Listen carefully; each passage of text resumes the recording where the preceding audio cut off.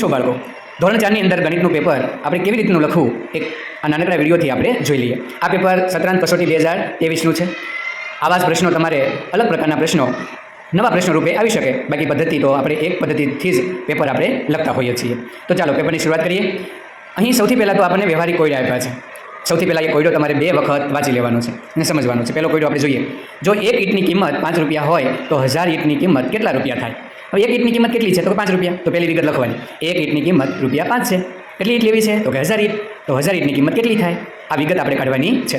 હવે એક ઈંટની 5, બીજાની 10, ત્રીજાની 15 આવું ગણીએ તો ખૂબ વાર લાગે. તો એના માટે ગુણાકાર કરવો પડે. વારંવાર સરવાળો કરવો એની કરતાં ગુણાકાર, એટલે આડો ગુણાકાર આપણે મૂકી શકીએ. 1000 × 5 જવાબ તમે ગુણાકાર કરશો, અથવા બુકની અંદર તમે ઊભો ગુણાકાર પણ કરી શકો છો. 1000 × 5 બરાબર 0 સાથે ગુણાકાર 0, 0, 3, 0 અને 5 × 5 તો પણ જવાબ 5000 આવશે. તો આ રીતે તમારે જવાબ 5000 મૂકવાનો છે અને છેલ્લે લખવાનું છે 1000 ઈંટની કિંમત 5000 રૂપિયા થાય. આ રીતે તમારે કોયડો લખવાનો છે. પહેલાં વિગત કાઢવાની, દાખલો મૂકવાનો અને જવાબ લખવાનો. બીજો જોઈએ. જો 1000 ઈંટોના રૂપિયા 1800 એટલે કે 1800માં મળતી હોય તો 500 ઈંટોના કેટલા થાય? તો પહેલાં વિગત કાઢીએ કે 1000 ઈંટ કેટલા મળે છે?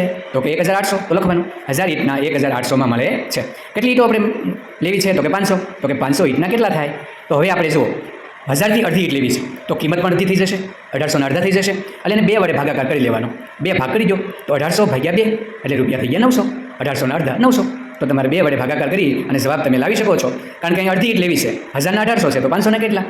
એટલે 500 ઈંટના 900 રૂપિયા થાય. તો આ રીતે સરસ મજાનો દાખલો તમે ગણી શકો છો. તો કોયડામાં ખાસ વિગત, દાખલો અને જવાબ લખવાનો છે. હવે એક કોષ્ટક આપ્યું હોય તો કોષ્ટક લખવાની જરૂર નથી, તેને સમજવાનું છે. કોષ્ટકમાં જો જૂની ઈંટોના 1000 ઈંટો હોય તો એના 2000 રૂપિયા, એટલે એક ઈંટ 2 રૂપિયામાં પડી. ઈંટની ઈંટો લેવી હોય તો 1000 ઈંટોના 3000 રૂપિયા છે, એટલે કે એક ઈંટ 3 રૂપિયાની પડે છે, એટલે 3000 થાય. દાખલો જોઈએ. રસિકભાઈ દિવાલ ચણવા માટે 1000 ઈંટ જૂની ઈંટો અને 500 ઈંટ ઈંટની ઈંટો લાવ્યા છે, તો તેમને ખરીદવા માટે કેટલી રકમ ચૂકવવી પડે? તો સૌથી પહેલાં વિગત જોઈ લઈએ. 1000 જૂની ઈંટો લાવ્યા છે તો અહીંયા ભાવ આપ્યો જ છે કે જૂની ઈંટો 1000 લાવ્યા છે, એનો ભાવ 2000 છે, એટલે સીધો જવાબ મળી ગયો 1000 ઈંટના 2000. હવે ઈંટની ઈંટ છે એ 1000ના 3000 રૂપિયા છે, એને તો 500 જ લેવી છે અડધી ઈંટો, તો 3000ના અડધા થઈ જશે, એટલે ભાગ્યા 2. 3000ના ભાગ્યા 2 કરશો એટલે જવાબ 1500 આવશે. ન ખબર પડે તો તમે આ રીતે 3000 મૂકી અને ભાગ્યા 2 એટલે 2નો આ રીતે દાખલો તમે ગણી શકો છો. તો 2 એકા 2, 3માંથી 2 જાય તો 1 વધે, ઉપરથી 0 એટલે 10, 2 પંચા 10, 2 પંચા 10, 0 0 ઉપરથી હવે 2 શૂન્ય છે તો આપણે 0 વડે ભાગ ચલાવશું, એટલે 0થી ભાગ ચાલ્યો 0, ફરી વખત 0થી ભાગ ચલાવશું એટલે 0, એટલે જવાબ 1500 રૂપિયા આવશે. હવે ઉપર 2000 અને આ 1500, આ બંનેનો સરવાળો કરી નાખો. 2000 + 1500, જવાબ આવ્યો 3500. આ રીતે આપણે સરસ રીતનો જવાબ લખી શકીએ છીએ. ન ખબર પડે તો રકમમાં આ રીતે દાખલો ગણી શકો છો. હવે બીજો એક કોષ્ટક આપ્યું છે. ધોરણ 1માં 35 વિદ્યાર્થી, ધોરણ 2માં 30, 3માં 40, 4માં 42 બાળકો, 5માં 53 બાળકો, કુલ બાળકો 200. પ્રશ્ન શું છે તો જોઈએ. જો એક બસમાં 40 બાળકો સમાવી શકાય તો પ્રવાસ માટે કુલ કેટલી બસ જોઈએ? તો કુલ બાળકો કેટલા છે? તો કે 200. તો પહેલી વિગત કાઢો. એક બસમાં 40 બાળકો બેસે છે, કુલ બાળકો 200 છે, આ એની વિગત. હવે આપણે એક બસમાં 40, બીજી બસમાં 40, ત્રીજી બસમાં 40, એટલે વારંવાર આપણે બાદ કરવા પડે. એની કરતાં આપણે ભાગાકાર કરીએ તો 200 ભાગ્યા 40. હવે ઘણી વખત આટલો બધો દાખલો અઘરો કરવો ન કરવો હોય તો 200 છેદની અંદર 40 મૂકી દો, 0 0 ઉડી જાય છે, ઉડાડી દો. અને તમે 4નો દાખલો, 4નો ઘડીઓ 5 લગન બોલી શકો, 20 સુધી બોલીએ તો 4 × 25. ન આવડે તો આ રીતે પણ તમે ભાગાકાર કરી શકો છો કે 4 × 25, જો જવાબ 5 આવ્યો તો 5 બસની આપણે જરૂર પડશે. તો એ લખવાનું, પ્રવાસ માટે 5 બસની જરૂર પડશે. અહીં પણ એક કોષ્ટક આપ્યું છે. પેટ્રોલના 1 લીટરના 100 રૂપિયા છે, ડીઝલના 90 રૂપિયા છે. ચાલો પ્રશ્ન જોઈ લઈએ. 1 લીટર ડીઝલનો ભાવ અહીંયા જોવાનું છે 90 રૂપિયા, સીધો જવાબ છે.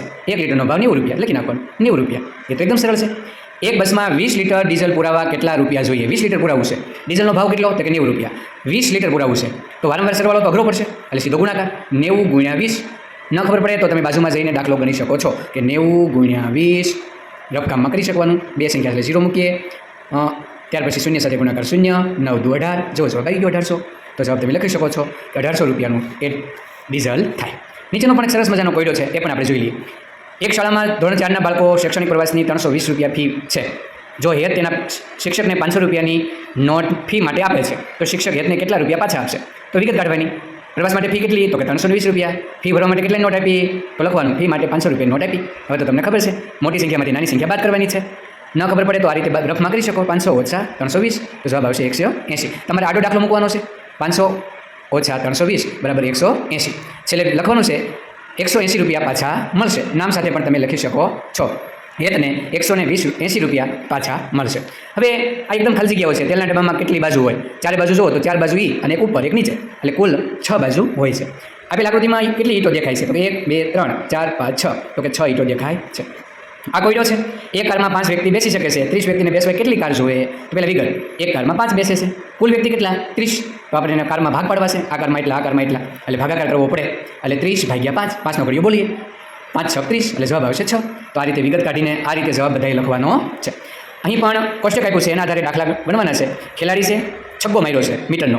સચિનભાઈએ 90 મીટરનો છગ્ગો માર્યો, યુવરાજભાઈએ 101 મીટરનો, ધવનભાઈએ 72 મીટરનો અને ધોનીભાઈએ 100 મીટરનો. હવે આપણે પ્રશ્ન જોઈએ, કયા ખેલાડીએ સૌથી ઓછી લંબાઈનો એટલે કે નાનો છગ્ગો માર્યો છે? જોઈએ 90, 101, 72 ને 100. સૌથી નાનો આ છે 72. નામ કોણ છે? ધવન. લખી નાખો. સૌથી ઓછી લંબાઈનો છગ્ગો ધવને ફટકાર્યો છે. આખું વાક્ય લખવાનું છે. બીજો પ્રશ્ન જોઈએ, ધવન અને ધોનીમાંથી કોણે વધુ લંબાઈનો છગ્ગો ફટકાર્યો? તો પહેલાં ધવન જુઓ 72, ધોની જુઓ 100નો માર્યો છે. તો આપણે ધવનનું જોઈ લઈએ. ધવન અને ધોની કોને વધુ લંબાઈ? ધવનભાઈએ 72નો છે અને ધોનીભાઈએ 100નો માર્યો છે. તો કોને વધારે લંબાઈનો માર્યો છે? ધોનીએ, કારણ કે એને 100નો માર્યો છે. એટલે આપણે જવાબ લખશું, ધવન અને ધોનીમાંથી ધોનીએ વધુ લંબાઈનો છગ્ગો માર્યો છે. કેટલો કીધો હોય તો આપણે બાદબાકી કરવી પડે. હવે આપણે પ્રશ્ન નંબર 3 એટલે ક જોઈએ, યુવરાજે સચિન કરતાં કેટલી વધુ લંબાઈનો છગ્ગો માર્યો છે? તો આપણે યુવરાજભાઈનો જોઈએ 101 અને સચિનનો જોઈએ 90. તો વધારે યુવરાજનો છે, તો આપણે 101 એમાંથી 90 બાદ કરશું, જવાબ આવશે 11. એટલે આપણે તફાવત આપશું કે યુવરાજે સચિન કરતાં 11 મીટર વધુ લંબાઈનો છગ્ગો ફટકાર્યો છે. તો આ રીતે આપણે સરસ મજાનો જવાબ લખી શકીએ છીએ. હવે અથવા એ પ્રશ્ન ન આવડતો હોય તો નીચેનો પ્રશ્ન પણ આપણે લખી શકીએ. એક વર્તુળાકાર બગીચો છે ગોળ, તેની લંબાઈ એટલે કે પરિમિતિ 500 મીટર છે. હર્ષ બગીચાના 4 ચક્કર લગાવે છે, તો કેટલા કિલોમીટરનું અંતર કાપ્યું? તો હવે આપણે સમજવાનું છે, ગોળ બગીચો છે, એની પરિમિતિ 500 છે, તો પરિમિતિ 500 છે. કુલ 4 ચક્કર લગાવ્યા છે, એટલે કે એ 4 વખત ફરે છે, તો ગુણાકાર આવશે 500 × 4. ગુણાકાર કરશું એટલે જવાબ આવે છે 2000. હવે 2000 મીટરમાં છે અને આપણે કિલોમીટરમાં જવાબ માંગ્યો છે, તો આપણે લખવાનું 1 કિલોમીટર બરાબર 1000 મીટર. અહીં 2000 મીટર છે, એટલે 3 મીંડા ઉઠશે, એટલે 2 કિલોમીટરનો એ ચક્કર લગાવ્યું કહેવાય. તો આ રીતે વિગત લખી અને સરસ મજાનો જવાબ આપવાનો છે. હવે પ્રશ્ન આગળ જોઈએ તો અહીં એક સરસ મજાનું અંતર આપ્યું છે, ભાવનગરથી તારાપુર ચોકડી અને તારાપુર ચોકડીથી વડોદરા. હવે જો અહીંયા 100 કિમી અને 80 કિમી આપ્યું છે. હવે પ્રશ્ન પૂછ્યો છે ભાવનગરથી વડોદરાનું અંતર મીટરમાં જણાવવાનું છે. તો ભાવનગરથી તારાપુર 100 કિલોમીટર અને તારાપુરથી વડોદરા 80 કિલોમીટર. એટલે બંનેનો આપણે સરવાળો કરો, કારણ કે આપણે ભાવનગરથી વડોદરા જવું છે, એટલે આ બંનેનો સરવાળો કરવો પડે. સરવાળો કર્યો તો 180 કિલોમીટર આવ્યા. જવાબ માંગ્યો છે મીટરમાં, તો અહીં લખવાનું 1 કિમી બરાબર 1000 મીટર. 180 કિમી એટલે 180 લખી 3 મીંડા સરાઈ દેવાના, એટલે આપણે જવાબ એનો સરસ મજાનો આવી જશે. અને આ રીતે તમારે જવાબ લખવાનો છે. હવે આ તો એકદમ સહેલું છે. 5 કિલોમીટર મેરેથોન દોડ એટલે કેટલા મીટર? તો 5 કિલોમીટર એટલે 5000 મીટર થાય. 3 મીંડા લાગી છે. 3 કિલોગ્રામ, 1 કિલોગ્રામ હોય તો 1000 ગ્રામ થાય. 3 કિલો છે એટલે 3000 ગ્રામ. 6000 ગ્રામ, તો એને ગ્રામ છે અને કિલો ફેરવા છે, તો મીંડા નીકળી જશે. 3 6 કિલોગ્રામ થઈ જશે. 1 કિલોગ્રામ પસ્તીના 15 રૂપિયા, તો 10 કિલો પસ્તીના કેટલા? હા હેલું વિગત કાઢવાની. 1 કિગ્રા પસ્તીનો ભાવ 15 રૂપિયા, 10 કિલોના કેટલા? 15 × 10. ગુણાકાર કરવાની જરૂર નથી.